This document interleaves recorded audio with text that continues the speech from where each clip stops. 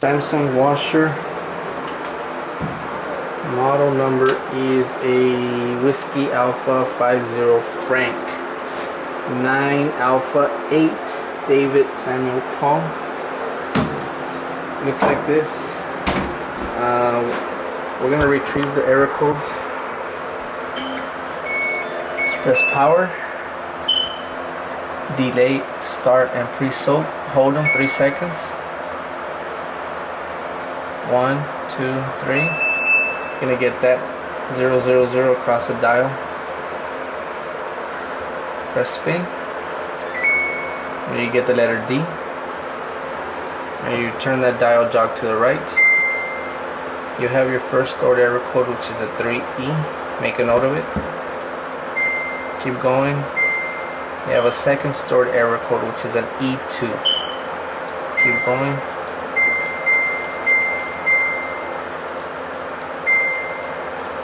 That's the end of the error codes. Okay.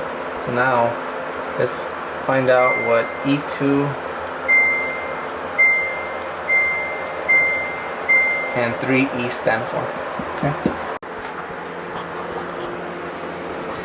Okay, so I apologize, there's no light here, but you'll find a text sheet here on the back of your washer. Pull that out. Okay. See that? So 3E stands for MyCom is attempting to drive the motor, but is not getting any response signals from the hall sensor.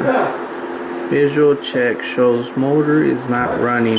Lock defective hall sensor or overload. It says evaluate wire harness for loose or unhooked connections. Okay, so that's 3E. The next error code was an E2. Yeah. So E2 is right there. A button except the power button is continually pressed. That's a normal code. E2 is just like a stuck button. So we're not going to worry about that one. We're going to concentrate on the 3E. Alright, so let's put it in a test mode. Quick test mode. Spin key, soil level, and power at the same time. All the lights come on. Turn the dial jog to the left until it says TST. Let's test the water valves first. Press temp.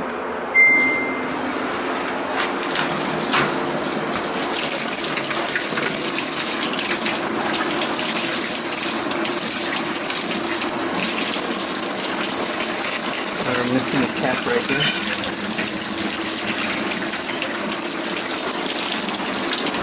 Press the temp button again for a warm.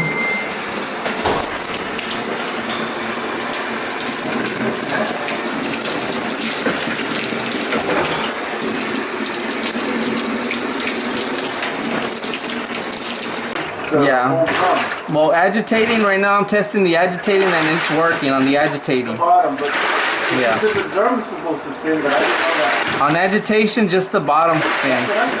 Yeah, but now we're gonna test the spin cycle. Yeah, I did that. I ran the spin. Okay. And it made a bad noise. And then it started spinning, which that's what it's saying. It was making a noise that wouldn't spin. Yeah. And then when I tested it, but through the regular, and it made a noise, and then it started spinning. Spin. Grinding. A grinding noise? Yeah. Okay. But then it eventually started spinning. Without any problem. Okay. Even did the high-speed spin too. Okay. Right now we'll. Did you check it? Yeah, just stand by right here, just so you can see if you hear that noise that you tell me. So we'll put it in spin. Just turn it here to SPN. We're gonna drain that water out first. So. Doesn't it drain it out when it spins? Yeah, right now it's gonna drain it out first. You hear that? Yeah. Oh, that's the drain pump. That's normal. That's the pump. Okay. That's the pump. Yeah. Wow. Okay, so now I locked the door. Oh, it locked the door. So we're locked. It's gonna get ready to spin. Once that water level goes down, it'll start going into the spin. What's that number? The speed or what? That's the speed, RPM. Cool. Yeah, it's RPM 300.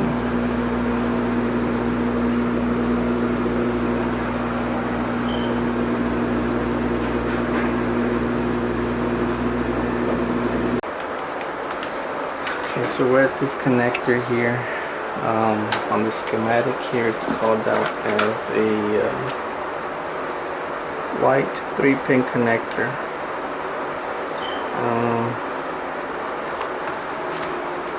That location is right here. It's connector number 3, CN3, on your main board. And you're gonna check for that 3E error code. You're gonna check across these wires. These are your motor windings on the motor here at the bottom of the washer. You should have at least 19.3 ohms, plus or minus 3.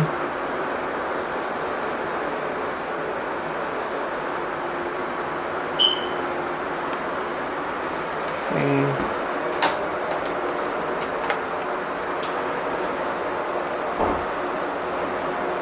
12, 13, 14.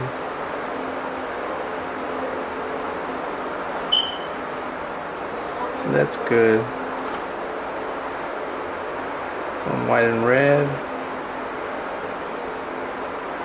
13, 14, 15. That's good. And red and white.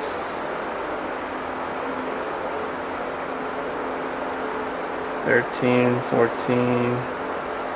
So what we don't want to show is the OL. We don't want it to be shorted, so it's good there. Okay.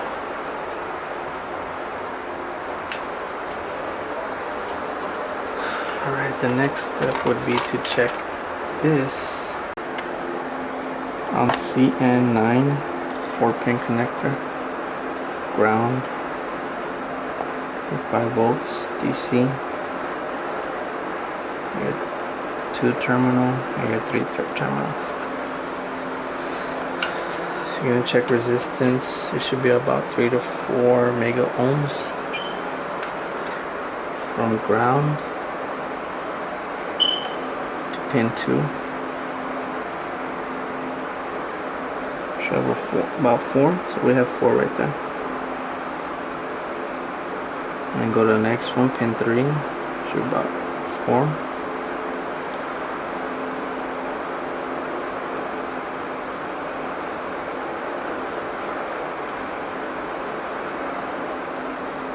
We have 6.23 mega ohms on the Hall sensor.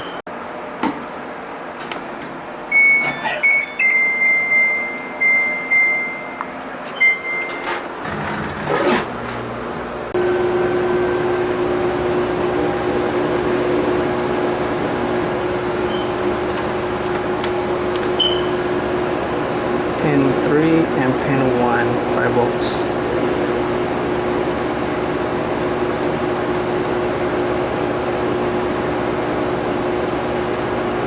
There it is. 4 volts DC. I'll go to the next one. Pin 1 and 2.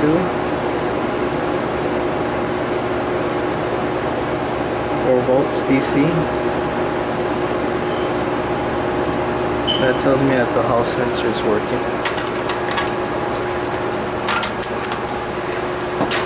Make sure you put the text sheet back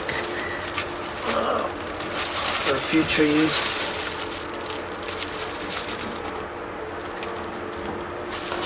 Right in there. And that's it. Let's go to the next one. This one we're gonna call too much overloading. We'll close. It won't shift correctly. In this case, what you had a 3E error code stored. Basically, what a 3E error code is it won't shift to the next cycle, which is a spin, and it'll leave your clothes wet. Yes. Okay.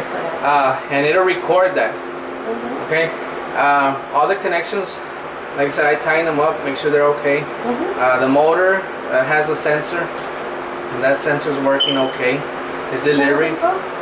No, it's not broken. It just registered that 3E error code. The only reason it'll register it sometimes is because sometimes if we tend to overload it, it'll register that it's too heavy to close, and it won't shift to the next cycle. More like it stayed wet, and I thought, what did this mean? So I do it again. All right, I said, do it all over again. Yeah. And then the more I did it all over again, the heavier it got. Yeah. And it just what happened, what resulted is if you try doing it again, and it got heavier and heavier the load, it just registered that it was too much for the washer, so it didn't shift to the spin cycle. But everything tested okay. Just make sure if you are going to use a big load, put it on bedding or put it on like a what's pure cycle?